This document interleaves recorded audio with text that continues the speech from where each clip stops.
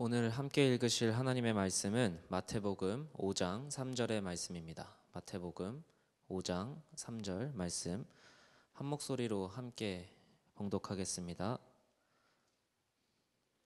함께 읽겠습니다. 심령이 가난한 자는 복이 있나니 천국이 그들의 것이미요. 이는 하나님의 말씀입니다. 아멘. 네, 여러분 너무나 반갑습니다. 우리 말은 하지 말고 서로 보면서 눈으로 인사해 볼까요?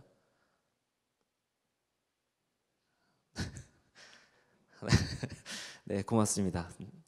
진짜 매주 여기서 전도사님이랑 단둘이 서가지고 아무도 없는 이 예배당을 바라보며 설교하고 찬양을 했었는데 이렇게 여러분들을 오랜만에 함께 예배를 드리니까 네, 눈물이 나올 것 같네요. 네, 우리가 너무 오랜만에 만났어요. 기독교 역사상 진짜 유례가 없는 전염병으로 인한 교회 폐쇄가 이렇게 오래 갈지는 저는 상상도 못했습니다. 근데 이 코로나19가 우리의 삶을 상당히 많은 부분을 변화시켜 놓은 것 같아요. 코로나19로 완전히 다른 모습의 세상이 된 것 같기도 합니다. 그래서 무엇보다 이런 사태를, 이런 변화된 모습을 우리에게 가져온 거는 이 단어가 아닌가 싶어요. 바로 거리두기라는 단어가 우리에게 너무나 변화된 삶을 가져오지 않았나 싶습니다. 옛날에 친하면 친할수록 거리를 가까이 둔다라고 생각을 했는데 이제는 친하든 친하지 않든 거리를 둬야지만 서로 건강하고 병에 걸리지 않는 시대가 된 겁니다. 그래서 거리두기는 단순히 기침하고 코로나 바이러스의 보균자와만 거리를 두는 게 아니라 모든 사람하고 거리를 둬야만 하는 거예요. 이게 우리가 건강해지는 방법이고 병에 걸리지 않는 방법이라는 거예요. 그래서 여러분 지금 어떻게 하고 계시죠? 마스크를 끼고 계시죠? 그리고 사람이 붐비는 곳에 안 가는 게 조금씩 자연스러워지고 사람이 붐비는 데 가면 약간 좀 찝찝함이 생기기 시작합니다.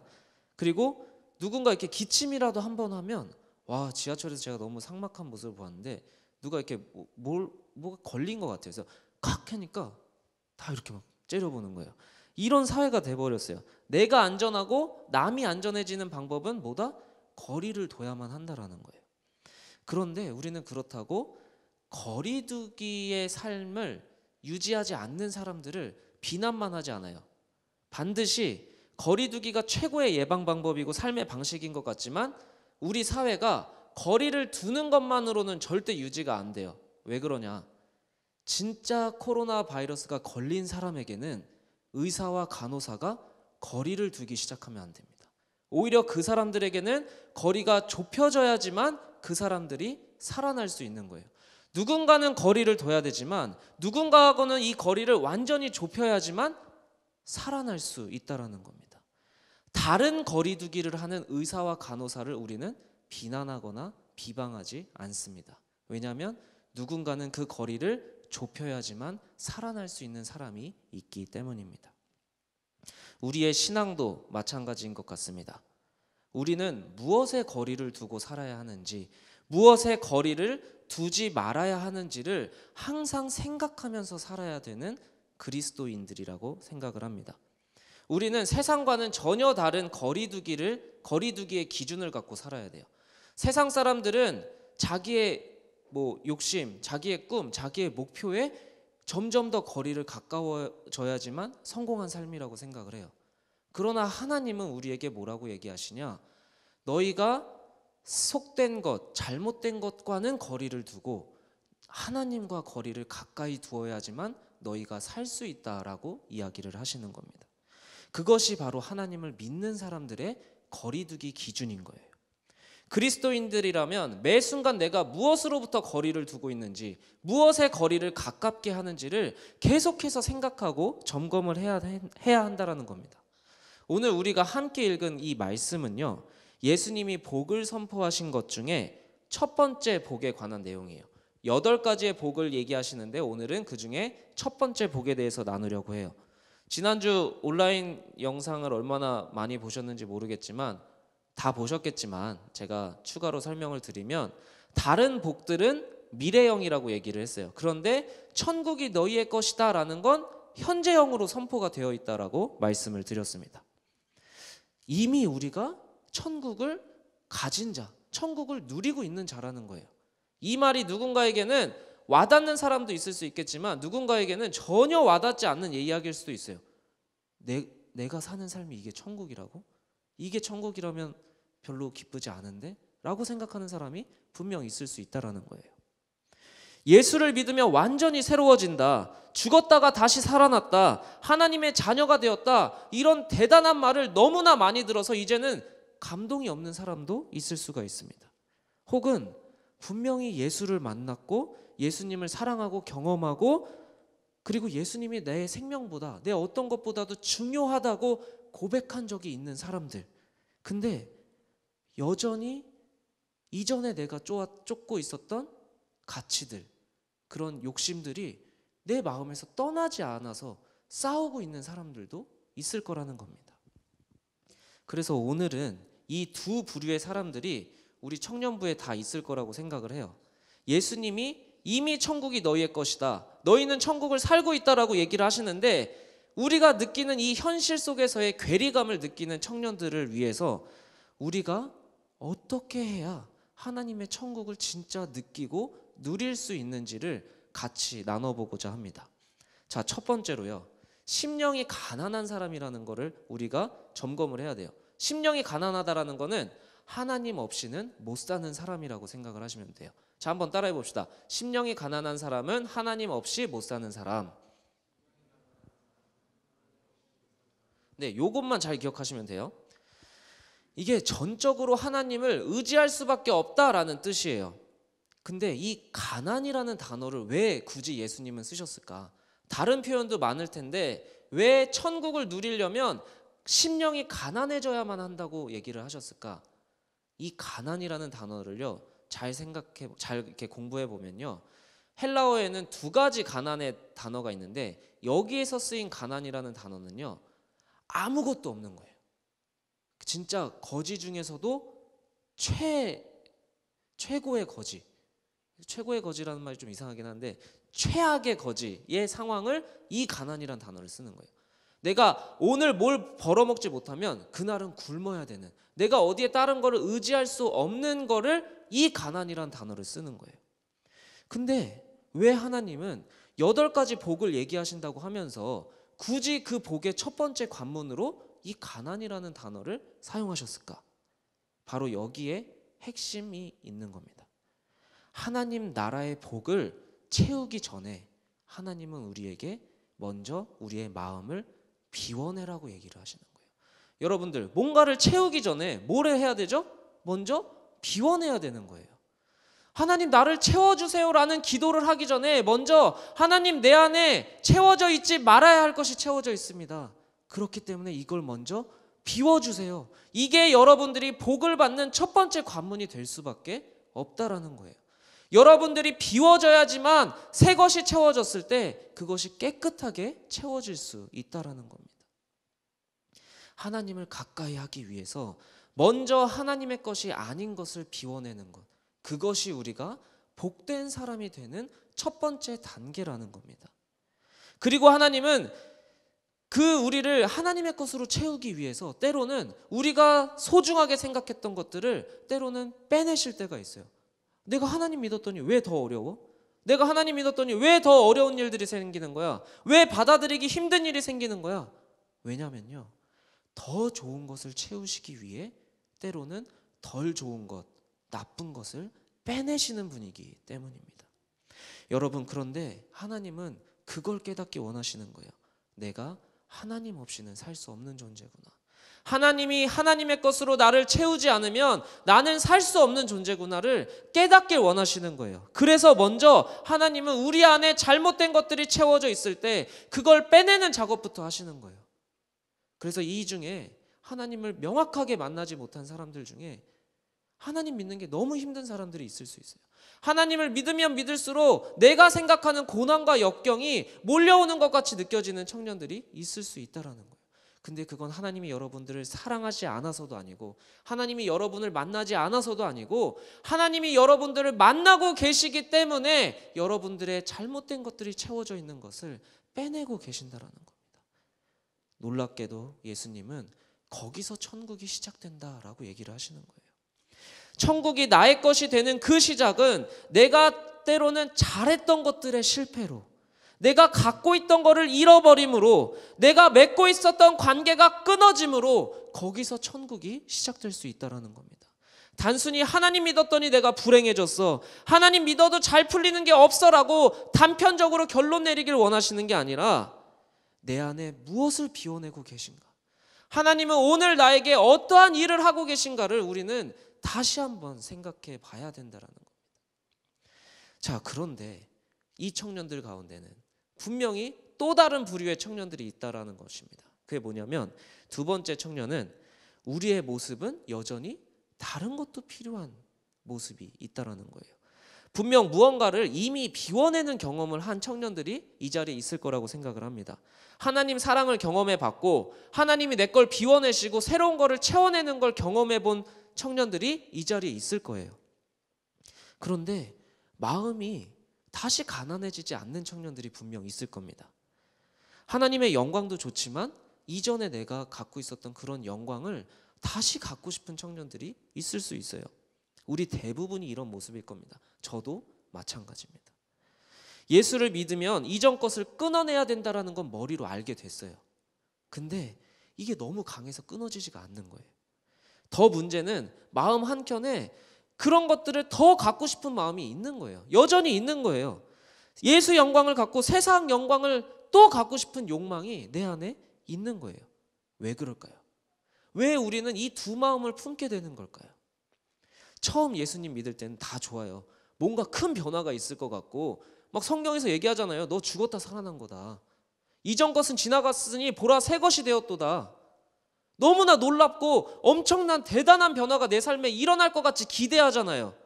근데 어느 순간 처음에는 그 기대와 희망으로 막 열심히 해보는 거예요. 기도도 해보고요, 예배도 나오고 찬양도 해보고 말씀 묵상도 해보는 거예요.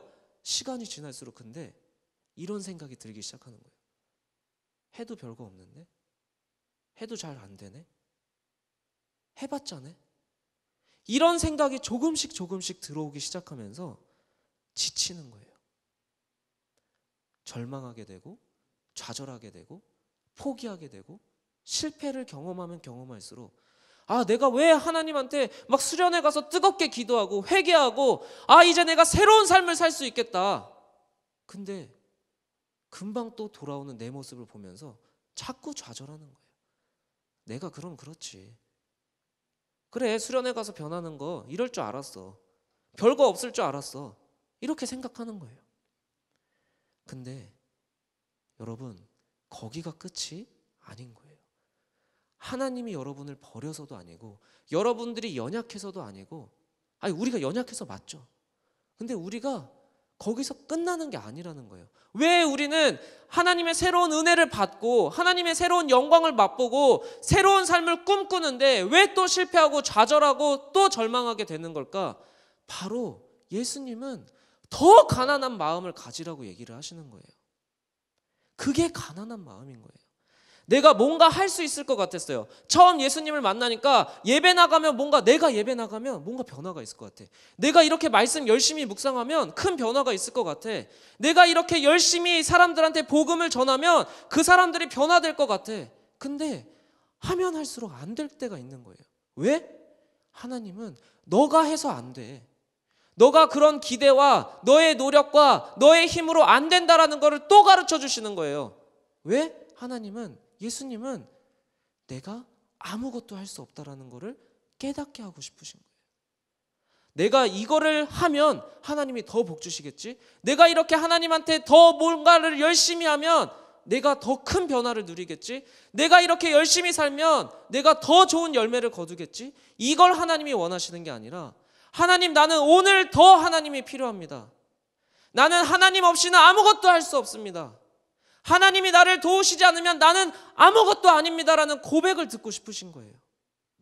여러분, 성경 말씀에 목표는요, 여러분들이 더 멋있는 사람, 더 도덕적인 사람, 더 훌륭한 사람이 되는 게 하나님의 목표인 적이 단 한 번도 없습니다. 하나님의 목표는요, 더 하나님을 찾는 사람, 더 하나님을 필요로 하는 사람, 더 하나님 없이는 못 살겠다라고 하나님을 찾고 애걸복걸하는 사람이 성경의 목표인 거예요. 우리는 뭔가 잘못된 말씀으로 우리를 채울 때가 너무 많은 거예요. 내가 하나님 믿으면 더 훌륭해지겠지. 내가 하나님 믿으면 더 도덕적이 되겠지. 내가 하나님 믿으면 더 똑똑해지겠지. 아니요. 하나님은 하나님을 더 필요로 하는 사람이 목적이신 분인 겁니다. 여러분들이 이렇게 열심히 하고 뭔가를 하면 할수록 포기하게 되고 좌절하게 되고 실패하게 되고 그래서 점점 하나님으로부터 멀어지는 청년들이 있었다면 이 시간 제가 언더우드 선교사의 기도문을 하나 나눠드리려고 해요. 이 언더우드, 이렇게 글씨가 작을 줄 몰랐네요. 제가 나중에 말씀을 드릴게요. 이 언더우드라고 100여 년 전에 우리나라에 처음 선교사로 오신 분이 있어요. 근데 이 기도문에 그가 얼마나 하나님을 향한 가난한 마음을 잘 표현하고 있는지를 우리는 볼 수 있습니다. 제가 안 보이니까 제가 이렇게 중요한 문구만 읽어드릴게요. 하나님, 메마르고 가난한 땅에 아무것도 보이지 않습니다. 이 땅의 사람들은 가난과 인습에 묶여 있는데 자기들이 왜 묶여 있는지 그리고 이 묶여 있는 고통이 뭔지도 모르고 있습니다. 그저 내가 하나님의 말씀을 전하면 의심부터 내고 화부터 냅니다. 조선 남자들은 속셈이 보이지가 않습니다. 가마 타고 다니는 여자들을 내가 영영 못 봐서 복음을 전하지 못할까 두렵습니다. 하나님, 조선의 마음이 도무지 보이지가 않습니다. 예배당도 없고요, 학교도 없고요, 의심과 멸시와 천대함만 가득합니다. 하나님, 그러나 이곳이 머지않아 은총의 땅이 되리라는 것을 믿습니다. 이것이 바로 100여 년 전 교회도 없고 학교도 없고 모든 가난과 인습에 묶여있는 조선 땅을 바라본 언더우드 선교사의 기도문이었습니다.